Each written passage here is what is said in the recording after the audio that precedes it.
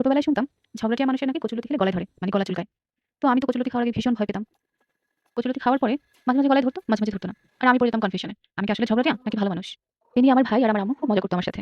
তা যাই হোক, ওসবের তোয়াক্কা না করে আমি সবসময় কচুলতি খেতাম। আর এখন বড় হওয়ার পর তো খুব ভালো কচুলতি রান্নাও করতে পারি। মানে টেকনিক শিখে গিয়েছি কিভাবে রান্না করলে আর গলায় ধরবে না। আর কেউ আমাকে ঝগড়াটিয়ার ট্যাগও দিতে পারবে না। তো কচুলতি কাটা বাছা খুবই ভেজালের কাজ। কিন্তু কি করব? বাজারে দেখলে আমার আর লোভে মানে না। নিয়ে আসি একাটি। বাসায় এসে কাটতে, কাটতে নিজের কোমর আর পা ব্যথা করেছিলাম। গুড়া চিংড়ি বা কুচো চিংড়ি যেটাই বলেন সেটা দিয়ে কচুলতি। তাই আপনাদের লতি নিয়ে এত কাহিনী শোনালাম। তাহলে চলুন বলে ফেলি সেই টেকনিক, যে টেকনিকে রান্না করলে কচুলতি খেলে আর গলা ধরবে না। প্রথমে কচুলতি কেটে বেছে ধুয়ে পরিষ্কার করে নিতে হবে। অবশ্যই ঠান্ডা পানি দিয়ে। তারপর একটা কড়াইয়ে বা পাতিলে পানি গরম করে সেই পানিতে ২ থেকে ৩ মিনিট কচুলতি ভাপ দিতে হবে। ভাপ দেওয়ার পর সেই পানিটা ফেলে দিতে হবে। পরে ঠান্ডা পানি দিয়ে ধোয়ার প্রয়োজন নেই। তারপর কড়াইতে তেল গরম করে এর মধ্যে রসুন কুচি দিয়ে হালকা ভেজে নিতে হবে। এরপর একে, একে পেঁয়াজ কুচি, কাঁচামরিচ দিয়ে ভেজে নিতে হবে। তারপর অন্যান্য মসলা যেমন হলুদের গুঁড়ো, মরিচের গুঁড়ো, ধনিয়ার গুঁড়ো দিয়ে মসলাটা ভালোমতো কষিয়ে নিতে হবে। যেগুলো আপনারা ভিডিওর শুরুতেই প্রসেসিংটা দেখে এসেছেন। আর হ্যাঁ, অন্যান্য মসলার সাথে অবশ্যই আদা রসুন বাটাটা দিয়েও কষিয়ে নিতে হবে। তারপর মসলা কষানো হয়ে গেলে চিংড়ি মাছগুলো দিয়ে মসলাটা আরেকটু ভালোমতো কষিয়ে নিতে হবে।